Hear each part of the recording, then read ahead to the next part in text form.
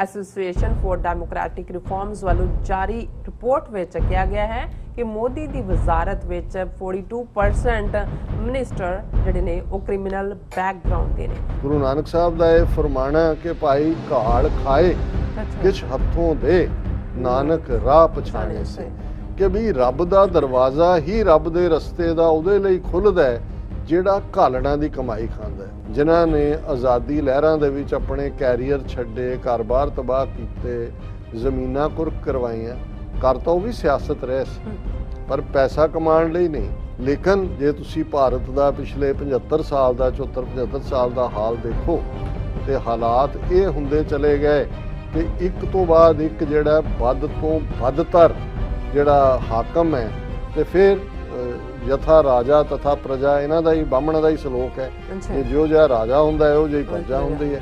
ਸੋ corruption ਕਦੇ ਥੱਲੜੇ ਚਪੜਾਸੀ clerk level ਤੋਂ ਨਹੀਂ ਆਉਂਦੀ, ਥੱਲੋਂ ਉੱਪਰ ਨੂੰ ਨਹੀਂ ਜਾਂਦੇ, ਉੱਪਰੋਂ ਥੱਲੇ ਨੂੰ ਆਉਂਦੇ। ਉਹੀ ਉਸ ਪ੍ਰੋਸੈਸ 'ਚ ਅੱਗੇ ਆਣਗੇ ਜਿਹੜੇ ਸਿੱਕੇਬੰਦ ਕ੍ਰਿਮੀਨਲ ਨੇ, ਕੋਈ ਕਾਤਲ ਹੈ, ਕੋਈ ਰੇਪਿਸਟ ਹੈ, ਕੋਈ ਰੋਬਰ ਹੈ। ਔਰ ਇਸ ਸਭ ਦਾ ਨਤੀਜਾ ਉੱਤੋਂ ਤੁਸੀਂ ਕਹੀ ਜਾਓ ਕਿ ਜੀ ईमानदार मोदी ना मैं खाता हूँ ना खाने दूंगा, ਜਿਹੜੇ ਨੇ ਜਬਲੀਆਂ ਮਾਰੀਆਂ ਜਾਂ ਝੂਠੇ ਜਿਹੜੀਆਂ ਨੇ ਉਹ ਬੌਂਗੀਆਂ ਜਿਹਨੂੰ ਕਹਿੰਦੇ ਨੇ ਸਾਡੇ ਲਹਿੰਦੇ ਬੌਂਗੀਆਂ ਮਾਰੀਆਂ, ਉਹਨਾਂ 'ਚ ਇਹ ਵੀ ਸੀ ਕਿ ਨਾ ਮੈਂ ਖਾਊਂਗਾ ਨਾ ਖਾਣੇ ਦੂੰਗਾ। Viewers welcome back to program. So viewers ਹੁਣ ਆਪਾਂ ਗੱਲਬਾਤ ਕਰਨ ਜਾ ਰਹੇ ਹਾਂ ਕਿ ਭਾਰਤ ਦੀ ਇੱਕ NGO ਜਿਸ ਦਾ ਨਾਮ ਐਸੋਸੀਏਸ਼ਨ ਫॉर ਡੈਮੋਕ੍ਰੈਟਿਕ ਰਿਫਾਰਮਸ ਵੱਲੋਂ ਜਾਰੀ ਰਿਪੋर्ट ਵਿੱਚ ਕਿਹਾ ਗਿਆ ਹੈ ਕਿ ਮੋਦੀ ਦੀ ਵਜ਼ਾਰਤ ਵਿੱਚ 42% ਮਿਨਿਸਟਰ ਜਿਹੜੇ ਨੇ ਉਹ ਕ੍ਰਿਮੀਨਲ ਬੈਕਗ੍ਰਾਉਂਡ ਦੇ ਨੇ। ਸੋ ਜਿਨ੍ਹਾਂ ਵਿੱਚ ਮਰਡਰ ਦੇ ਦੋਸ਼ਾਂ ਵਾਲੇ ਜਿਹੜੇ ਵਜ਼ੀਰ ਨੇ ਉਹ ਵੀ ਸ਼ਾਮਲ ਨੇ। ਸੋ ਇਸ ਬਾਰੇ ਆਪਾਂ ਗੱਲਬਾਤ ਕਰਨ ਜਾ ਰਹੇ ਹਾਂ। ਸੋ ਅਸੀਂ ਚਾਹਾਂਗੇ ਕਿ ਤੁਸੀਂ ਸਾਨੂੰ ਇਸੇ ਤਰ੍ਹਾਂ ਬਣੇ ਰਹਿਣਾ। ਦੇਖਣ ਸੁਣੀਆਂ ਲਿਖਣ ਲਈ ਤੁਹਾਡਾ ਸਭ ਦਾ ਬਹੁਤ ਬਹੁਤ ਸ਼ੁਕਰੀਆ ਜੀ। ਡਾਕਟਰ ਸਾਹਿਬ ਕੀ ਕਹਿਣਾ ਚਾਹੋਗੇ?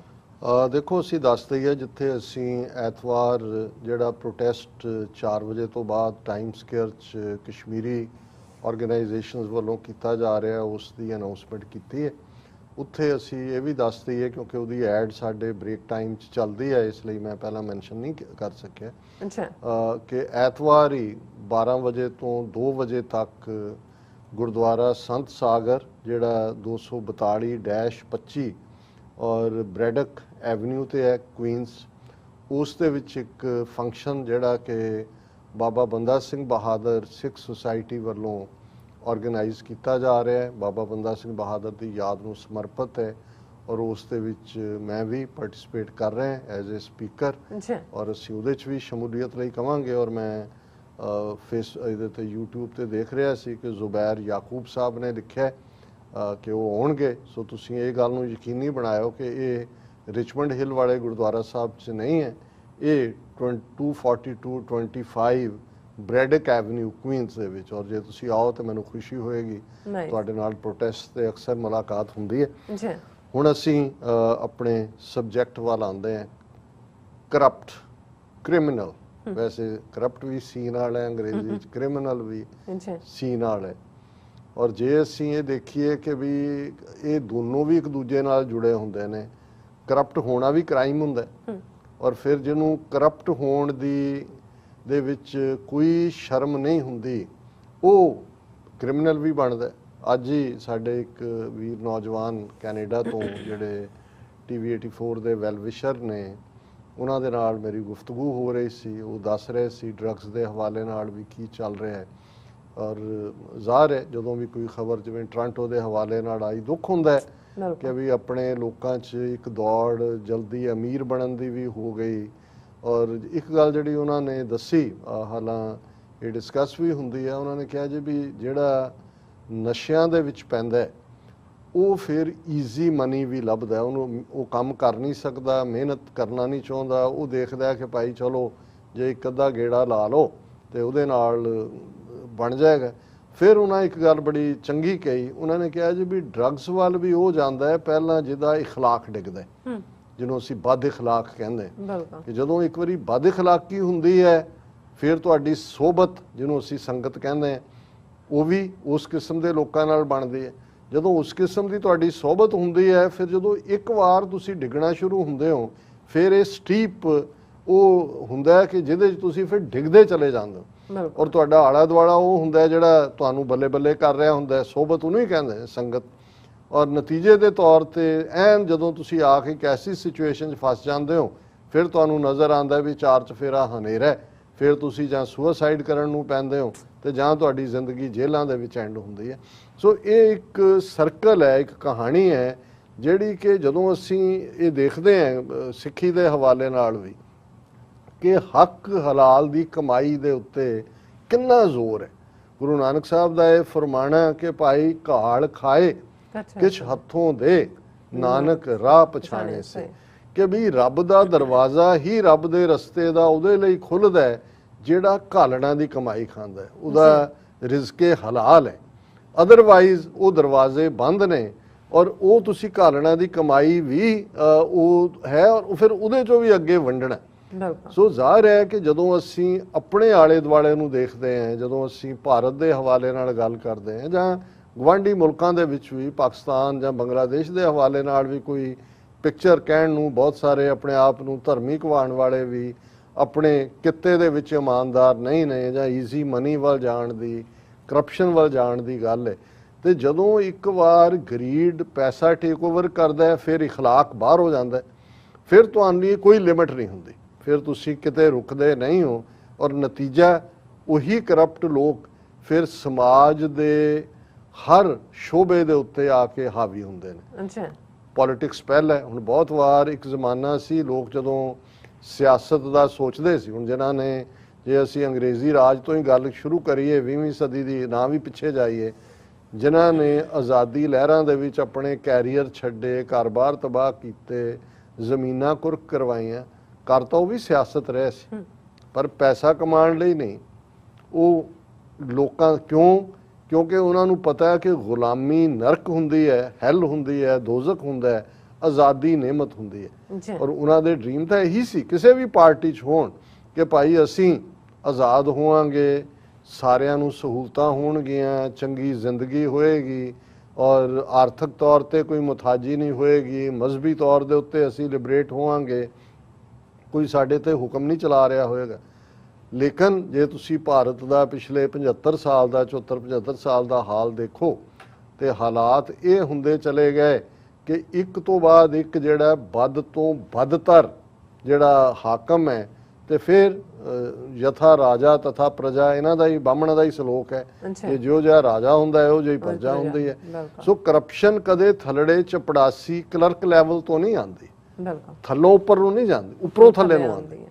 ਔਰ ਜਦੋਂ ਸਿਆਸਤ ਔਰ ਸਿਆਸਤ ਦਾ ਬਣ ਗਿਆ ਜੀ ਵਨ ਮੈਨ ਵਨ ਵੋਟ, ਵੋਟਾਂ ਤੁਸੀਂ ਕਿਵੇਂ ਲੈਣੀਆਂ ਨੇ, ਉਹਦੇ ਲਈ ਜਿਹੜਾ 200 ਕਰੋੜ ਲਾ ਕੇ MP ਬਣਦਾ, ਪਹਿਲੀ ਗੱਲ ਤਾਂ 200 ਕਰੋੜ ਜਿਹੜਾ ਇਹ ਮੈਂ ਇਹ ਕਹਿ ਰਿਹਾ ਵੀ ਇਸ ਵੇਲੇ ਇੱਕ MP ਬਣਨ ਲਈ ਇੰਡੀਆ 'ਚ ਇੰਨਾ ਮਿਨੀਮਮ ਹੈ, ਜਿਹੜਾ ਵਾਧੂ ਖਰਚਾ ਉਹ ਤਾਂ ਵੱਖਰੀ ਗੱਲ ਹੈ ਤੇ ਉਹ ਹੱਕ ਹਲਾਲ 'ਚੋਂ ਤਾਂ ਆਉਣਾ ਨਹੀਂ ਹੈ। ਇਲੈਕਸ਼ਨ ਸਿਸਟਮ 'ਚ ਕੌਣ ਆਏਗਾ? ਉਹੀ ਕਰਪਟ, ਉਹੀ ਬਲੈਕ ਮਾਰਕੀਟਰ, ਉਹੀ ਚੋਰ ਟਰੇਡਰ, ਉਹੀ ਜਿਨ੍ਹਾਂ ਨੂੰ ਅੰਬਾਨੀ ਅਡਾਨੀ ਪਤੰਜਲੀ ਕਰਦੇ ਨੇ। ਤੇ ਜਾ ਕੇ ਕੌਣ ਫੇਸ ਕਰ ਸਕਦਾ ਹੈ, ਉਹਨਾਂ ਦੇ ਹੱਕਾਂ ਦੀ ਕੌਣ ਮਹਿਫੂਜ਼ ਕਰੇਗਾ? ਉਹੀ ਉਸ ਪ੍ਰੋਸੈਸ 'ਚ ਅੱਗੇ ਆਣਗੇ ਜਿਹੜੇ ਸਿੱਕੇਬੰਦ ਕ੍ਰਿਮੀਨਲ ਨੇ, ਕੋਈ ਕਾਤਲ ਹੈ, ਕੋਈ ਰੇਪਿਸਟ ਹੈ, ਕੋਈ ਰੋਬਰ ਹੈ। ਔਰ ਇਸ ਸਭ ਦਾ ਨਤੀਜਾ ਉੱਤੋਂ ਤੁਸੀਂ ਕਹੀ ਜਾਓ ਕਿ ਜੀ ईमानदार ਉਹ ਜੋ ਮੋਦੀ ਨਾ ਮੈਂ ਖਾਤਾ ਹੂੰ ਨਾ ਖਾਣੇ ਦੂੰਗਾ, ਜਿਹੜੇ ਨੇ ਜਬਲੀਆਂ ਮਾਰੀਆਂ ਜਾਂ ਝੂਠੇ ਜਿਹੜੀਆਂ ਨੇ ਉਹ ਬੌਂਗੀਆਂ ਜਿਹਨੂੰ ਕਹਿੰਦੇ ਨੇ ਸਾਡੇ ਲਹਿੰਦੇ, ਬੌਂਗੀਆਂ ਮਾਰੀਆਂ, ਉਹਨਾਂ 'ਚ ਇਹ ਵੀ ਸੀ ਕਿ ਨਾ ਮੈਂ ਖਾਊਂਗਾ ਨਾ ਖਾਣੇ ਦੂੰਗਾ। ਹਾਲਾਂਕਿ ਇਹ ਵੀ ਪਤਾ ਹੈ ਵੀ ਤੈਨੂੰ ਇੱਥੇ ਤੱਕ ਪਹੁੰਚਾਉਣ 'ਚ ਜਿਨ੍ਹਾਂ ਨੇ ਪੈਸੇ ਲਾਏ ਨੇ ਉਹਨਾਂ ਨੂੰ ਹੀ ਤੂੰ ਮਾਲੋ ਮਾਲ ਕਰਦਾ। ਪਰ ਇਹ ਜਿਹੜੀ ਰਿਪੋਰਟ ਅਸੀਂ ਹੁਣ ਡਿਸਕਸ ਕਰ ਰਹੇ ਹਾਂ ਇਹ ਕਿਸੇ ਖਾਲਿਸਤਾਨੀ ਜਥੇਬੰਦੀ ਨੇ ਨਹੀਂ ਲਿਖੀ, ਕਿਸੇ ਮੁਸਲਮਾਨ ਜਥੇ ਆਰਗੇਨਾਈਜੇਸ਼ਨ ਨੇ ਨਹੀਂ ਕਹੀ, ਪਾਕਿਸਤਾਨ ਦੀ ਕਿਸੇ ISI ਨੇ ਨਹੀਂ ਜਾਰੀ ਕੀਤੀ। ਇਹ ਇਹਨਾਂ ਦੀ ਬੜੀ ਕ੍ਰੈਡੀਬਲ NGO ਹੈ, ਐਸੋਸੀਏਸ਼ਨ ਫॉर ਡੈਮੋਕ੍ਰੈਟਿਕ ਰਿਫਾਰਮਸ। ਔਰ ਇਹ ਜਿਹੜੀ ਖਬਰ ਵੀ ਭਾਰਤੀ ਮੀਡੀਆ ਨੇ ਛਾਪੀ ਹੈ ਕਿਉਂਕਿ ਉਹਨਾਂ ਦੀ ਮਜਬੂਰੀ ਬਣ ਜਾਂਦਾ ਕਈ ਵਾਰ ਕਿਸੇ ਔਰ ਇਹਦੀ ਹੈਡਲਾਈਨ ਹੀ ਇਹ ਹੈ 42% ministers declared criminal cases against them, Association for Democratic Reforms। 42%। मतलब ये है कि हर दूसरा, और ਜਿਹੜਾ ਜਿਹਨੇ ਡਿਕਲੇਅਰ ਨਹੀਂ ਕੀਤੇ ਦਾ ਮਤਲਬ ਇਹ ਨਹੀਂ ਹੈ ਵੀ ਉਹ ਕ੍ਰਿਮੀਨਲ ਨਹੀਂ ਹੈ, ਇਹ ਹੈ ਵੀ ਉਹਨੇ ਕੇਸ ਵਾਪਸ ਕਰਵਾ ਲਏ ਜਾਂ ਉਹਨੇ ਜਿਹੜਾ ਝੂਠ ਬੋਲਿਆ ਹੋਏਗਾ ਨਹੀਂ ਹੈ। ਲੇਕਿਨ ਇਸ ਰਿਪੋਰਟ ਦੇ ਮੁਤਾਬਕ ਜਿਨ੍ਹਾਂ ਨੇ ਡਿਕਲੇਅਰ ਕੀਤਾ ਵੀ ਅਸੀਂ ਕ੍ਰਿਮੀਨਲ ਹੈ, ਸਾਡੇ ਖਿਲਾਫ ਕ੍ਰਿਮੀਨਲ ਕੇਸ ਨੇ, 42% ਉਹਨਾਂ ਚੋਂ। ਔਰ ਇਹ ਹੈ ਕਿ of the 78 ministers in the cabinet, ਕਿਉਂਕਿ ਰਿਪੋਰਟ ਹੋਰ ਵੀ ਅਹਿਮੀਅਤ ਵਾਲੀ ਹੈ ਕਿਉਂਕਿ 2-3 ਦਿਨ ਪਹਿਲਾਂ ਹੀ ਮੋਦੀ ਨੇ ਕੈਬਨਿਟ ਰੀਸ਼ਫਲ ਕੀਤੀ ਹੈ ਔਰ ਬੜਾ ਪ੍ਰਚਾਰਿਆ ਗਿਆ ਹੈ ਕਿ ਬੜੇ ਸਾਫ਼ ਚਿਹਰੇ ਜਿਨ੍ਹਾਂ 'ਚ ਵਕੀਲ, ਪ੍ਰੋਫੈਸਰ ਔਰ ਬੜੇ ਸਿਆਣੇ ਇਮਾਨਦਾਰ ਲੋਕ ਨੇ ਉਹ ਲਿਆਂਦੇ ਗਏ ਨੇ। ਹੁਣ 78 ਵਜ਼ੀਰਾਂ ਦੀ ਫੌਜ ਜਿਹੜੀ ਹੈ ਉਹ ਉਹਨਾਂ ਲੋਕਾਂ ਦੇ ਉੱਤੇ ਥੋਪੀ ਗਈ ਜਿਹੜੇ 40% ਤੋਂ ਜ਼ਿਆਦਾ ਗਰੀਬੀ ਰੇਖਾ ਤੋਂ ਥੱਲੇ ਨੇ, ਪਰ ਉਹਨਾਂ 78 ਮਿਨਿਸਟਰਾਂ ਚੋਂ 42% ਉਹ ਨੇ those who have declared criminal cases against them with 4 having cases related to attempt to murder, ਕਿ 4 ਉਹ ਨੇ ਜਿਨ੍ਹਾਂ ਦੇ ਉੱਤੇ ਕਤਲ ਦੇ ਕੇਸ ਨੇ ਔਰ ਅਦਰਵਾਈਜ਼ 78 ਚੋਂ 42 ਜਿਹੜੇ ਨੇ ਉਹ ਕਰਪਟ ਨੇ। ਔਰ ਇਹ ਜਿਹੜੇ ਨੇ ਉਸ ਦੇ ਨਾਲ ਨਾਲ ਉਹਨਾਂ ਨੇ ਕਿਹਾ ਕਿ ਵੀ of the ministers analysed 42% have declared criminal cases against them, ਇਹ ਉਹਨਾਂ ਦੀ ਰਿਪੋਰਟ ਹੈ। About 24 to 31% ministers have declared serious criminal cases, ਹੁਣ 42% ਚੋਂ ਅੱਗੋਂ ਜਿਹੜੇ ਨੇ 24 ਤੋਂ 31% ਦੇ ਸੀਰੀਅਸ ਕ੍ਰਿਮੀਨਲ ਕੇਸ ਨੇ, including cases related to murder, attempt to murder and robbery, ਕਤਲ ਦੀ ਸਾਜ਼ਿਸ਼, ਕਤਲ ਦੀ ਕੋਸ਼ਿਸ਼ ਔਰ ਰੋਬਰੀ, ਲੁੱਟਮਾਰ।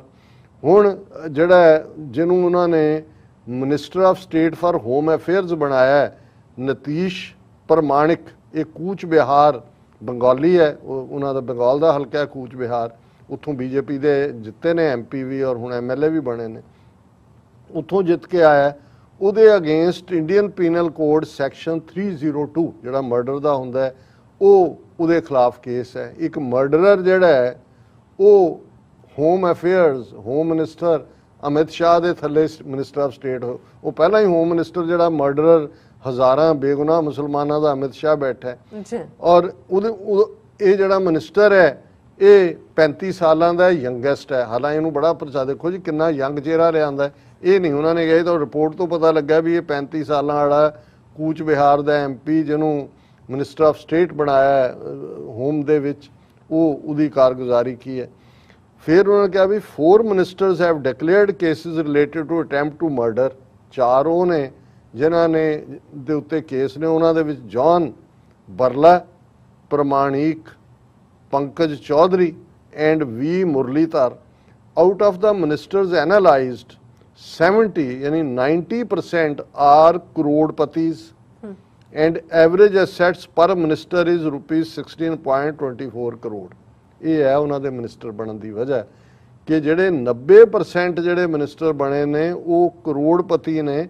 ਫਿਰ 1 ਕਰੋੜ 2 ਕਰੋੜ ਨਹੀਂ, ਐਵਰੇਜ ਹਰ ਇੱਕ ਦੀ ਲਗਭਗ 16.5 ਕਰੋੜ ਦੀ ਜਾਇਦਾਦ ਹਰ ਇੱਕ ਦੇ ਕੋਲ ਹੈ। ਔਰ 4 ਮਿਨਿਸਟਰ ਉਹ ਨੇ, 4 ministers have declared more than 50 crores worth of assets. ਇਹ ਐਵਰੇਜ ਕੱਢੀ ਆ ਉਹਨਾਂ ਨੇ 16.5 ਕਰੋੜ ਦੀ। 4 ਮਿਨਿਸਟਰ ਉਹ ਨੇ ਜਿਨ੍ਹਾਂ ਦੀ 50 ਕਰੋੜ ਤੋਂ ਜ਼ਿਆਦਾ ਹੈ। ਉਹਨਾਂ 'ਚ ਜੋਤਿਰਦਿੱਤਿਆ ਸਿੰਧੀਆ ਜਿਹੜਾ ਕਾਂਗਰਸ ਛੱਡ ਕੇ ਬੀਜੇਪੀ 'ਚ ਗਿਆ, ਮੱਧ ਪ੍ਰਦੇਸ਼ ਤੋਂ ਪੀਯੂਸ਼ ਗੋਇਲ, ਇਹ ਵੀ ਚੰਗਾ ਭੌਂਕਾ ਕਿਸਮ ਦਾ ਰਿਹਾ, ਨਾਰਾਇਣ ਤਾਤੂ ਰਾਣੇ ਤੇ ਰਾਜੀਵ ਚੰਦਰ ਸ਼ੇਖਰ। ਹੁਣ ਇਹ ਦੇਖਣ ਤੋਂ ਬਾਅਦ ਜੇ ਇਹ ਕਹਿਣਾ ਹੋਏ ਜਿਹੜਾ ਕਿ ਬੰਗਾਲ ਦੇ ਵਿੱਚ ਪੈਦਾ ਹੋਇਆ ਲੇਕਿਨ ਸਾਰੀ ਉਮਰ ਇੰਗਲੈਂਡ 'ਚ ਰਿਹਾ, ਨਿਰਾਦ ਚੌਧਰੀ, ਬੜਾ ਜ਼ਬਰਦਸਤ ਬੰਗਾਲੀ ਰਾਈਟਰ, 99 ਸਾਲ ਦੀ ਉਮਰ 'ਚ ਡੈਥ ਹੋਈ, ਉਹਦਾ ਇੱਕ ਜੁਮਲਾ ਹੈ, every Indian is genetically corrupt. Jean 'ਚ ਹੈ ਕਰਪਸ਼ਨ। ਹੁਣ ਉਹ ਜਿਹੜੇ ਜੈਨੇਟਿਕਲੀ ਕਰਪਟ ਨੇ, ਹੁਣ ਦੂਸਰੀ ਸੀ ਦੇ ਨਾਲ ਕ੍ਰਿਮੀਨਲਸ, ਫਿਰ ਇਹੀ ਨਹੀਂ ਕ੍ਰਿਮੀਨਲ ਆਮ ਸ਼ਹਿਰੀ ਨੇ, ਕ੍ਰਿਮੀਨਲ ਇਸ ਵੇਲੇ ਤਾਕਤ ਦੇ ਆਵਾਨ 'ਚ ਬੈਠੇ ਨੇ, ਕੋਰੀਡੋਰ ਆਫ ਪਾਵਰ 'ਚ ਬੈਠੇ ਨੇ ਔਰ ਉਹ ਡਿਕਟੇਟ ਕਰ ਰਹੇ ਨੇ ਔਰ ਲੋਕਾਂ ਨੂੰ ਕਹਿਣਗੇ कि ईमानदारी से अपना काम करो, इस भारत को हमने बुलंदियों पे ले जाना है, प्राचीन भारत बनाना है। सो गॉड सेव इंडियन पीपल। जी राज साहब, थोड़ा बहुत शुक्रिया। सो अथले ने ब्रेक व्यूअर्स, तुसी कितनी जाना मिलते हैं आफ्टर दिस शॉर्ट ब्रेक।